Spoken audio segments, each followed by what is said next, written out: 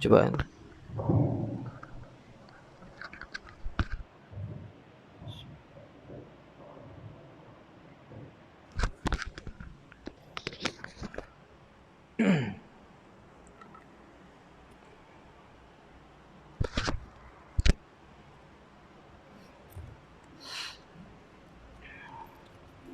Bismillahirrahmanirrahim. Assalamualaikum warahmatullahi ta'ala wabarakatuh. Alhamdulillahi rabbil alamin. Allahumma salli ala sayyidina Muhammadin al-fatihi lima ughliqa wal khatimi lima sabaqa.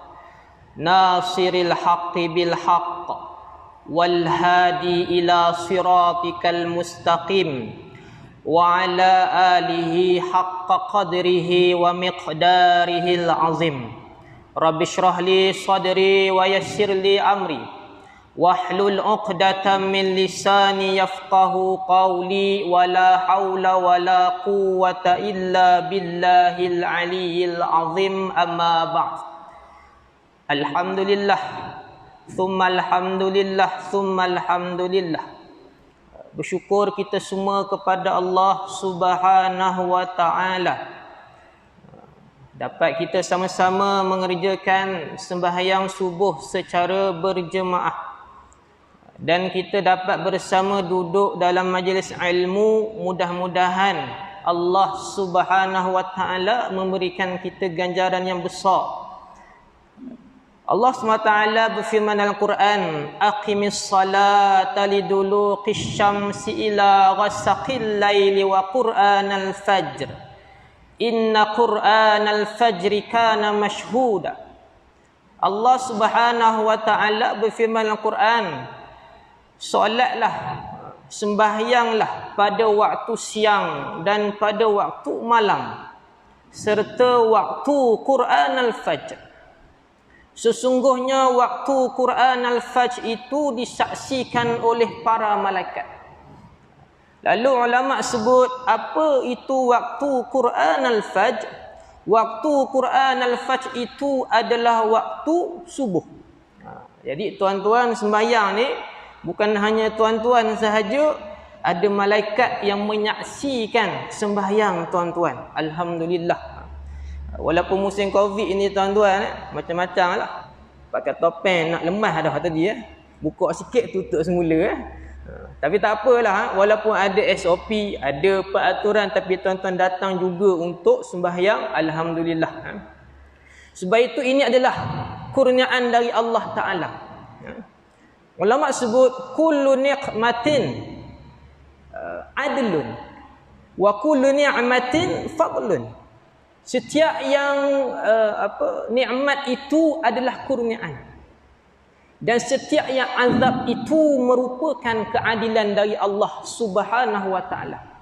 Jadi tuan-tuan, bila datang ke masjid, Allah Ta'ala izinkan kita bersama, itu nikmat dari Allah Ta'ala. Berapa ramai tuan-tuan orang yang berkeinginan untuk dia pergi ke masjid tapi tak mampu untuk pergi ke masjid.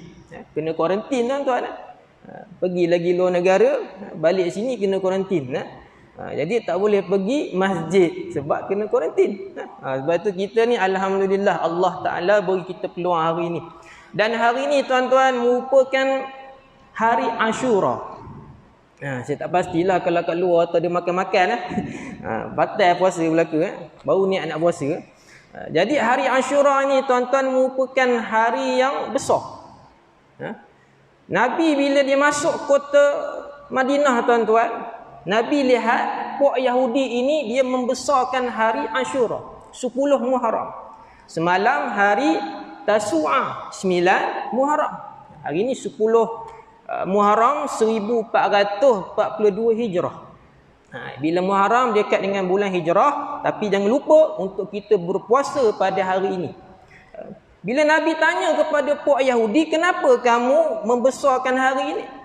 Kata mereka, hadza yaumul azim. Hari ini hari yang besar. Merupakan hari kebesaran.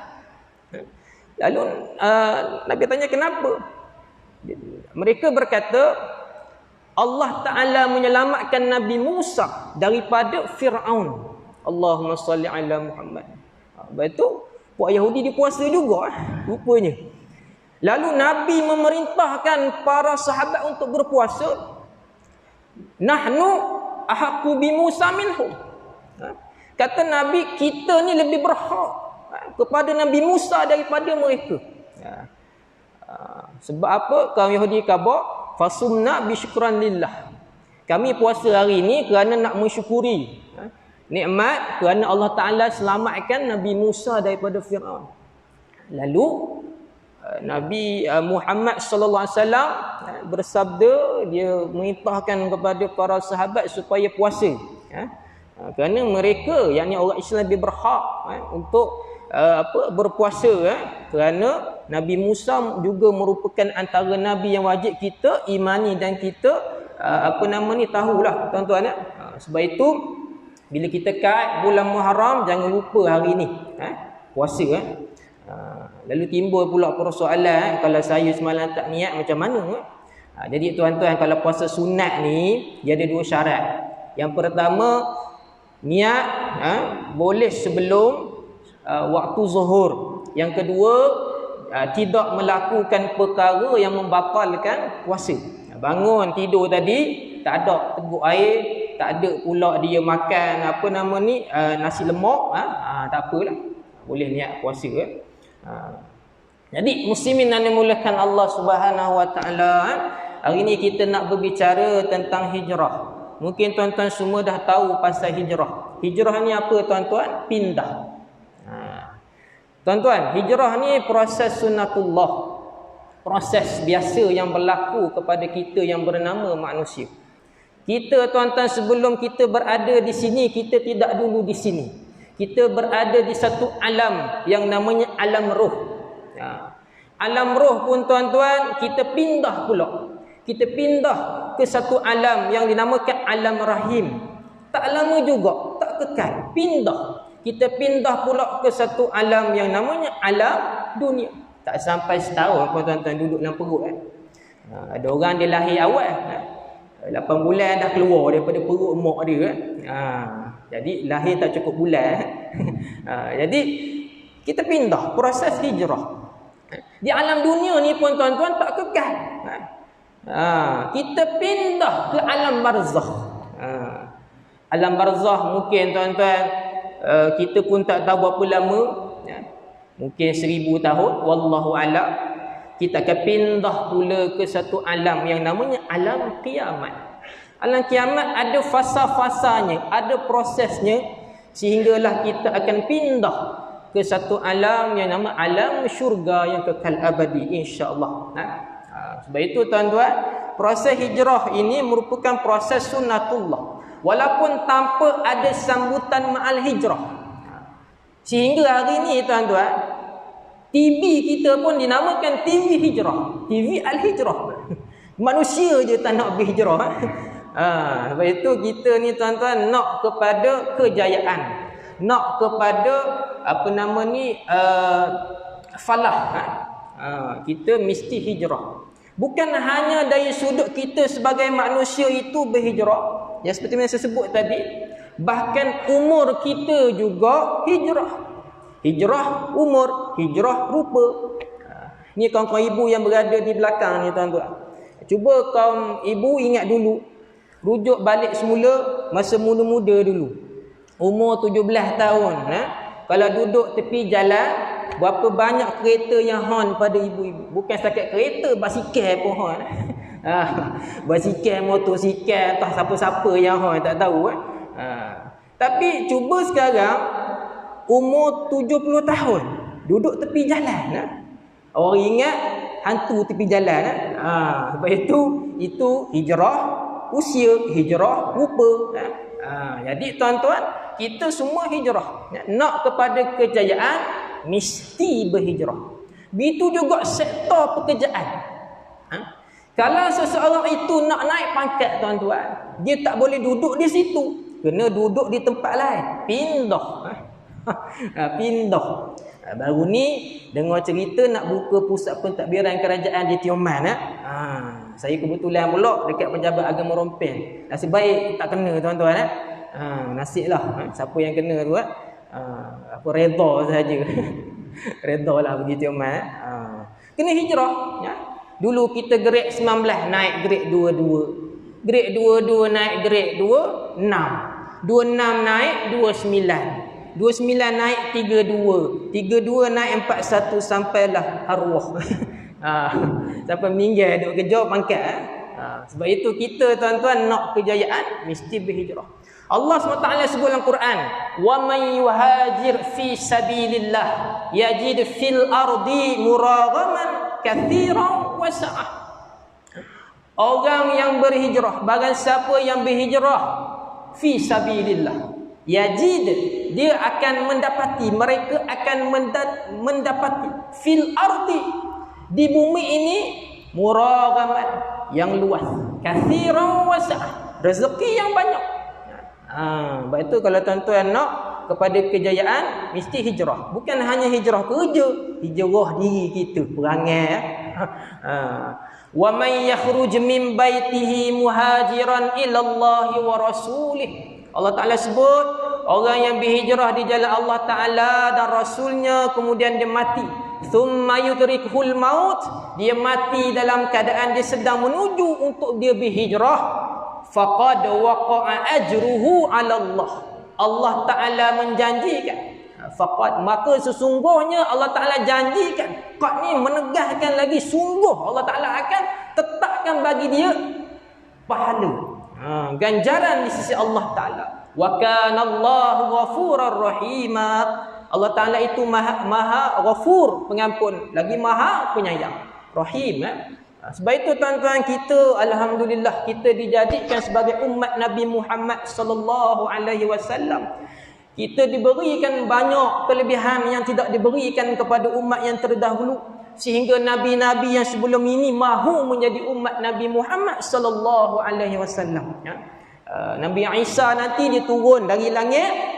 Antara Nabi yang belum wafat, dia akan menjadi umat Nabi Muhammad dan dia akan meneruskan syariat Nabi Muhammad sallallahu alaihi wasallam.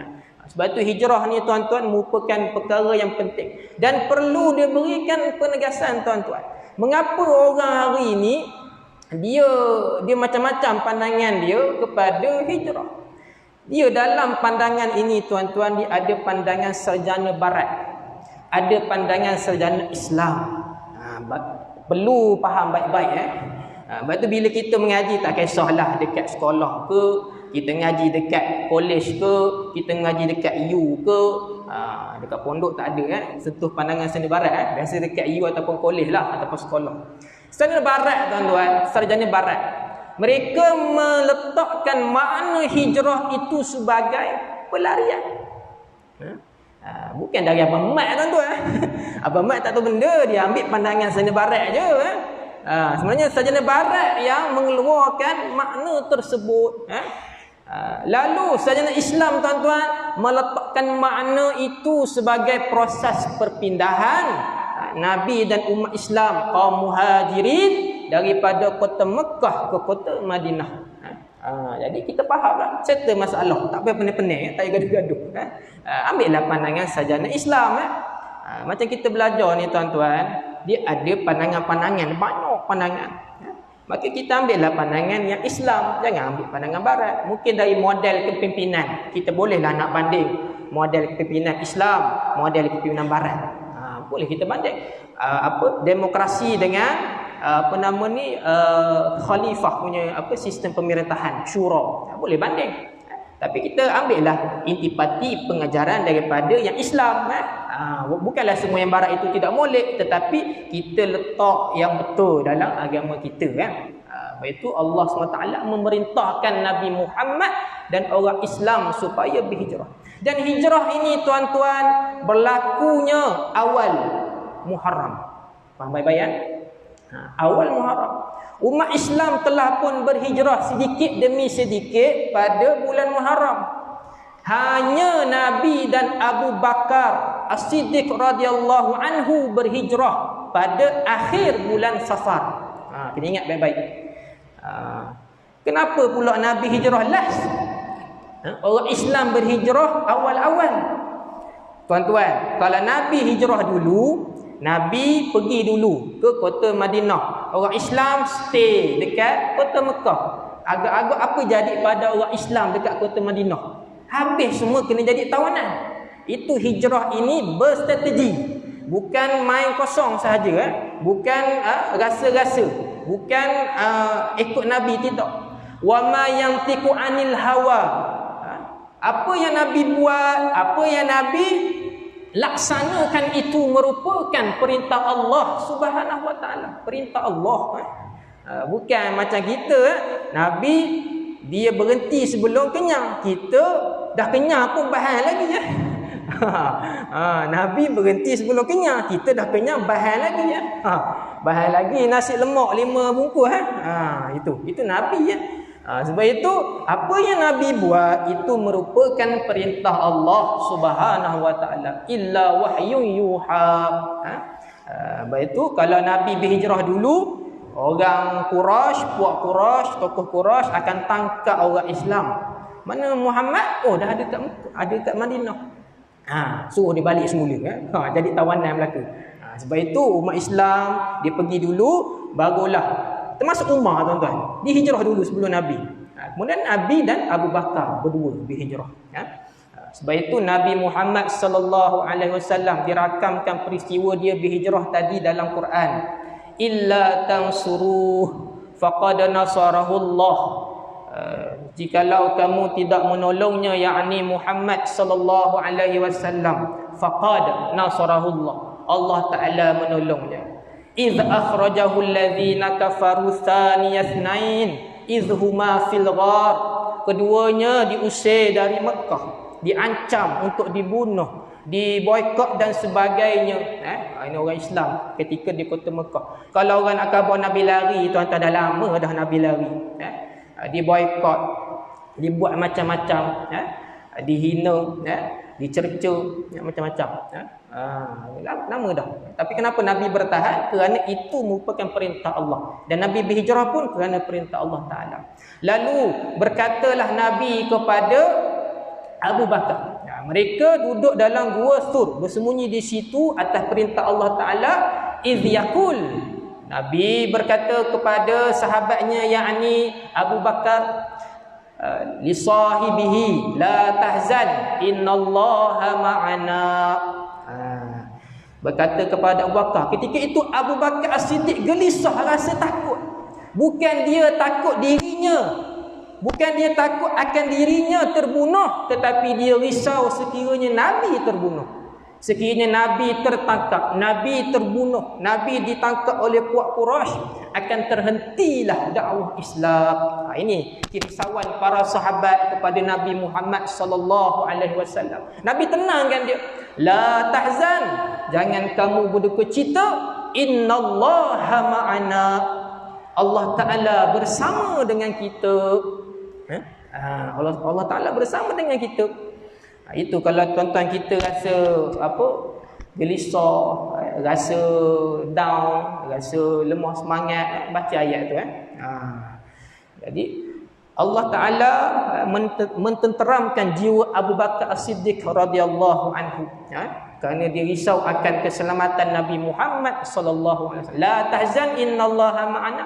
Fa anzalallah, Allah Ta'ala mententeramkan dengan menurunkan sakinatahu alaih, menurunkan sakinah, ketenangan. Wa ayyadahu bijunudin lam tarawha. Bukan setakat ketenangan, sakinah tadi, bahkan Allah Ta'ala menghantar tentera-tenteranya yang tak dapat dilihat.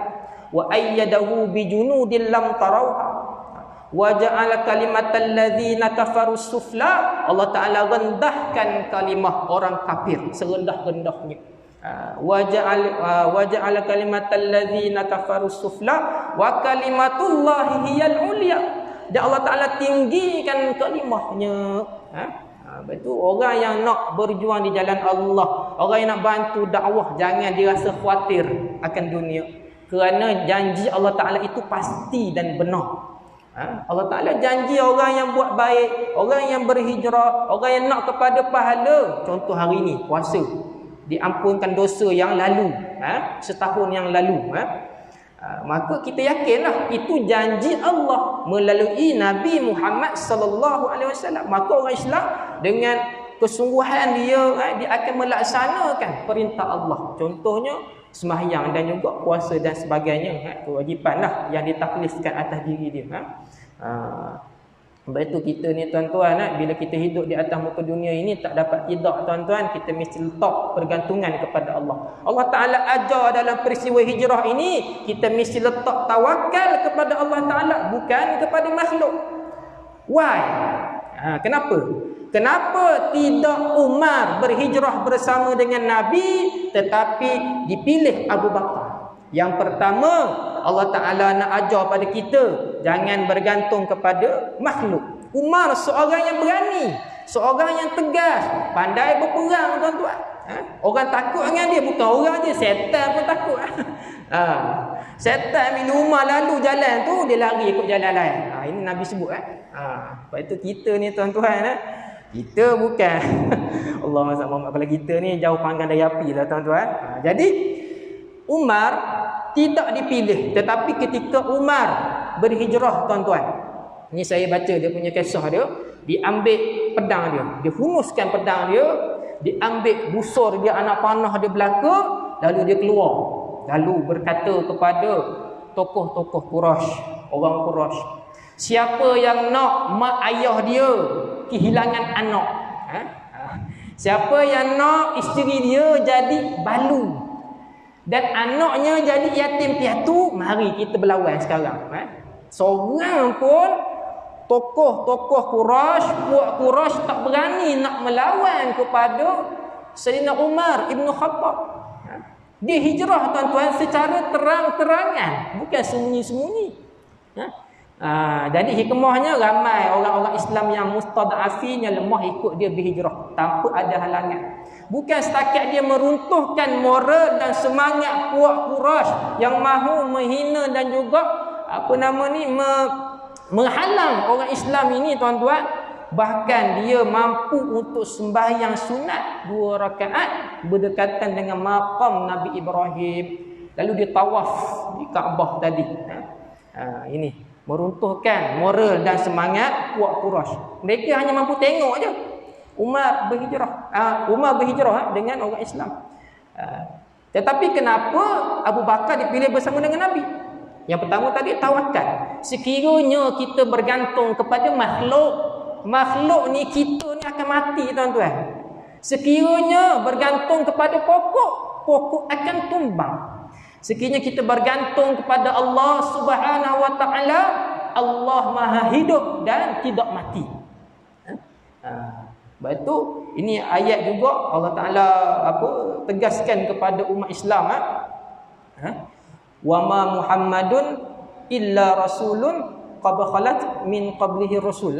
Wa ma Muhammadun illa rasulun. Tak ingat tuan-tuan, wallahu alam, banyak akan semut tuan-tuan.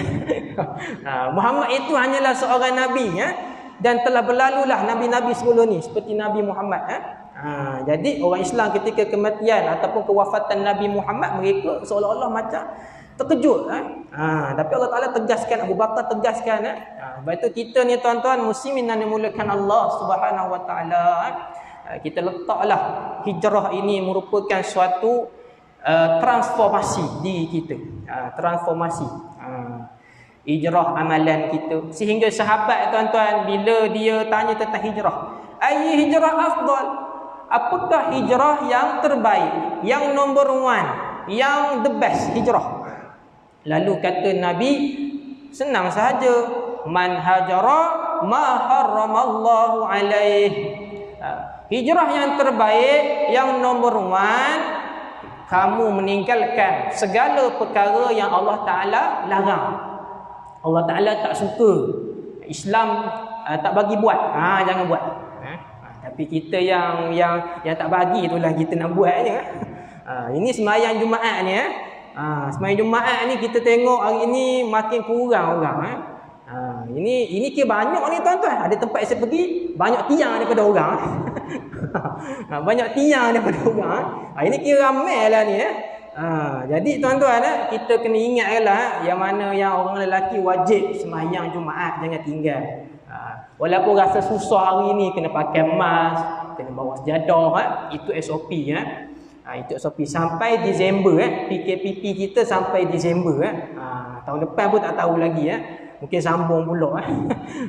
Jadi tuan-tuan, kita hijrah, kita berubah, kita teguhkan semangat kita. Jadi apakah tanda-tanda kita telah pun berhijrah? Kita nak tahulah apakah tanda-tanda kita telah pun berhijrah. Jadi tuan-tuan, ada beberapa tanda yang ulama sebut tentang hijrah ini. Jadi saya nak ambil dua sahaja. Yang pertama, kata ulama, man taba wa lam yata'allam bi ilmi falaysa bitaibin. Orang yang kata dia telah berhijrah, dia telah berubah, tetapi tidak bertambah ilmunya, maka kata ulama, dia belum lagi berhijrah, termasuklah kita. Sebab itu bukan hanya upgrade kepada pakaian kita, tetapi juga upgrade dari sudut ilmu kita. Sebab itu kalau ilmu ni banyak tuan-tuan, banyak sangat yang boleh kita dapat. Kita beli kitab, kita menuntut, kita belajar, kita bertalaki. Kalau Quran kena musyafahah, kena berhadapan dengan guru. Boleh nak dengar daripada YouTube tu, dengar share-share, tapi nak betulkan makhraj, nak betulkan sebutan, mesti bertalaki. Saya pernah tuan-tuan jadi imam belakang Syekh Mustafa Zaidan, ketua lutut tuan-tuan, sebab dia antara orang yang sanad dia bersambung dengan Nabi, bacaan dia. Tetapi kena tegur jagalah tuan-tuan. Kita kalau nak cek, kalau setarah imam, setarah orang ustaz ni, dia kena cek dengan syekh-syekh yang ada sanad. Maknanya yang boleh melihat kepada apa yang boleh diperbaiki dari sudut bacaan. Macam orang awam, ceklah dengan tok imam. Gitu. Kalau cek dengan tok syekh, terus jan tuan-tuan. Dia punya ni bukan main-main. Kalau bis tu jangan bisa. Kalau bisa tak jadi. Bismillah. Dia kena tu buka sikit. Sebab tu kita kena upgrade ilmu kita. Bukanlah nak kata semua sini dok ni tak ada ilmu, upgrade. Kerana hijrah ini mesti ada keazaman kita berubah. Yang kedua, apakah tanda-tanda kita ini telah pun berhijrah? Kata ulama, wa man taba wa lam yazdad fi ibadati falaysa bitaibin. Siapa yang mendakwa dia telah berhijrah, dia telah berubah, dia kata dia hijrah, dia ubah, tapi tidak bertambah amal ibadah dia, belum lagi berhijrah. Kena ingat baik-baik. Untuk kita lah, setiap perkara ni tuan-tuan ada tanda. Orang kena COVID, tanda dia apa? Hari ni batuk, sesama demam. Naik sikit suhu 39, tak boleh masuk masjid. Balik. Pergi klinik tuan-tuan, nak jumpa doktor tuan-tuan, batuk kokoh. Kena Allah balik tuan-tuan. Duduk luar tuan-tuan kita. Baru ni saya bawa rumah saya nak apa? Nak pergi cek inilah air ketumban tu. Jumpa doktor, betul batuk balik tuan-tuan. Habis cuti hari tu ambil cuti semula Jadi ada tanda, termasuklah kita berhijrah. Apa tanda dia? Ini tanda dia, antara tanya dua ni Jadi saya cuma bagi dua sahaja Jadi tuan-tuan, bila kita dah berhijrah ini, mesti kita upgrade juga amal ibadah kita.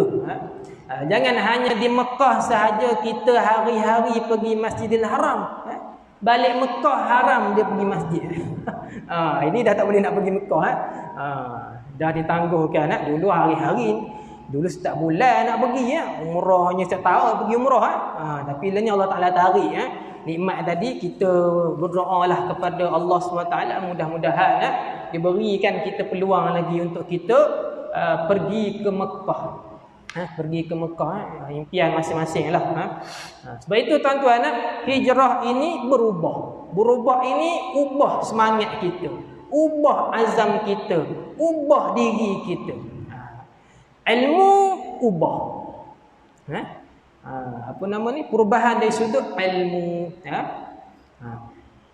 Ilmu baru, azam baru, ibadah bertambah ibadah yang baru kita buat. Tambahkan lagi. Bini baru contoh. Kalau bini baru tak iman lu kena bukan saya kan. Tak iman lu kena kalau bini baru. Sebab itu kita kuatkan semangat kita. Ini rasa tak ada makan ni tak ada makan. Kalau ada makan, minta maaf lah saya puasa hari ni. Sebab kita nak kejar kepada kelebihan hari Ashura. Kerana itu kita akan dapat nanti di hari akhirat. Istiqamah tuan-tuan, istiqamah yang penting. Bila kita dah berubah, kita berhijrah, jangan kita patah balik kepada perangai lama. Hijrah saya nak tunggu Ramadan nantilah baru saya hijrah dan berubah. Jangan. Buatnya esok awak mati dulu. Tak ada nak bertaubat, tak ada nak berhijrah, tak ada nak berubah. Jangan tunggu. Jangan tunggu. Istiqamah selalu. Fastaqim. Istiqamah ni tuan-tuan berkekalan dalam kita melakukan amal ibadah. Berkekalan kita dalam melakukan amal ibadah. Dan istiqamah ni kata ulama, mulakan sekarang, now. Jangan tunggu hari esok, bulan depan, tahun depan, lepas tu meninggal. Meninggal tak ada lah. Itu orang dalam kubur tu minta dengan Allah Ta'ala tu, Rabbana absarna wa sami'na farji'na na'mal salihan inna muqinun. Dah tengok, dah dengar, dah lihat, yakin, baru nak minta dengan Allah Ta'ala kembali ke atas muka dunia, nak beribadah, nak sujud kepada Allah Ta'ala. Tak guna, dah mati.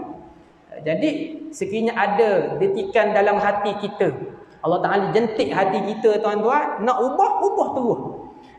Doa, istighfar, selawat, upgrade, tanamkan azam dalam diri kita.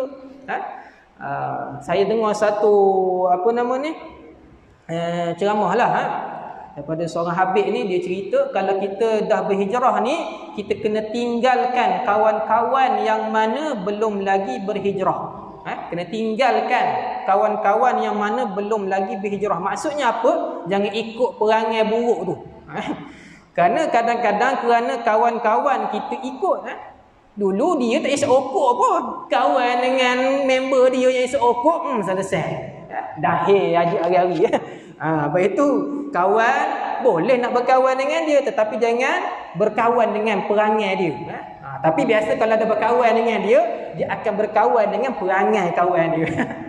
Itu memang memang automatik lah tuan-tuan, kebiasaannya begitu. Betul, istiqamah.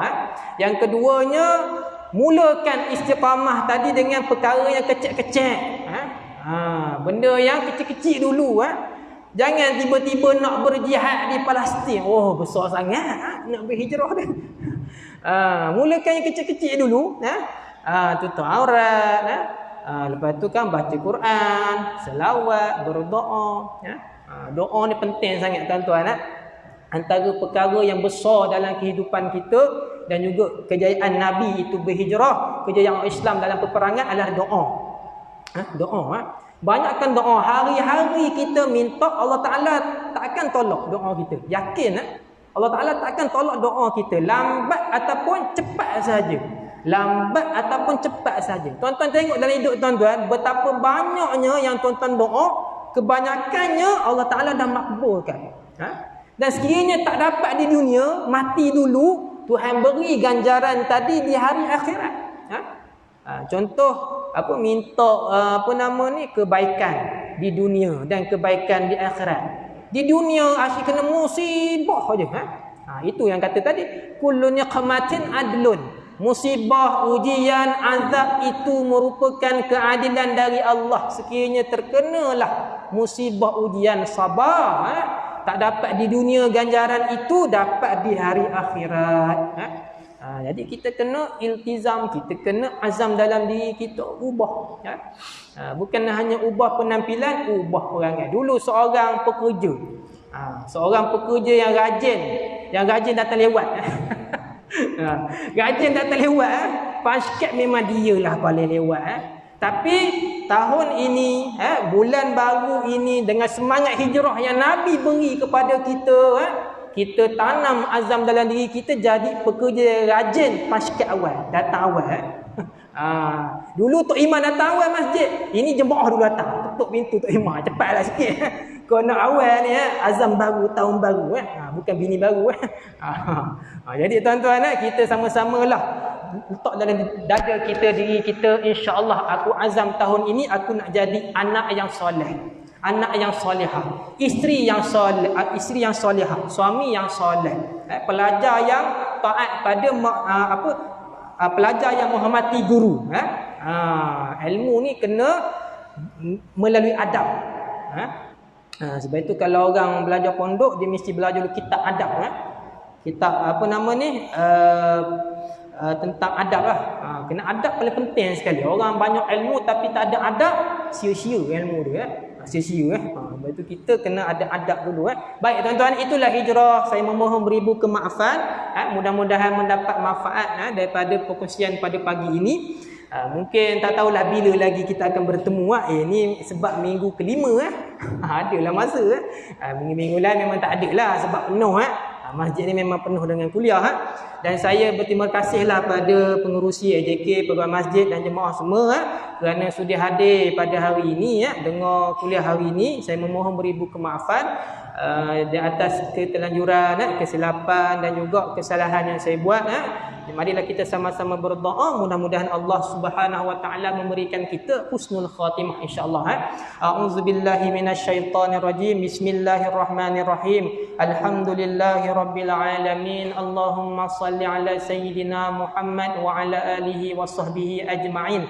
Allahumma ighfir lana dhunubana wa liwalidina warhamhum kama rabbawna shighara. Allahumma khtim lana bihusnil khatimah wa la takhtim alaina bisu'il khatimah. Ya Allah ya Rahman ya Rahim, akhirkanlah kehidupan kami ini ya Allah dengan kesudahan yang mulia di sisimu ya Allah, yang mana kami dapat mengucap kalimah la ilaha illallah Muhammadar Rasulullah. Dan janganlah engkau akhirkan kehidupan kami ini ya Allah dengan kesudahan yang buruk ya Allah. Allahumma rabbana atina fid dunya hasanah wa fil akhirati hasanah wa qina adzaban nar wa qina adzaban nar wa qina adzaban nar. Sallallahu ala sayyidina Muhammad wa ala alihi wa sahbihi wa baraka wa sallam walhamdulillahi rabbil alamin. Taqabbalallahu minna wa minkum. Takbir. Sallallahu ala Muhammad.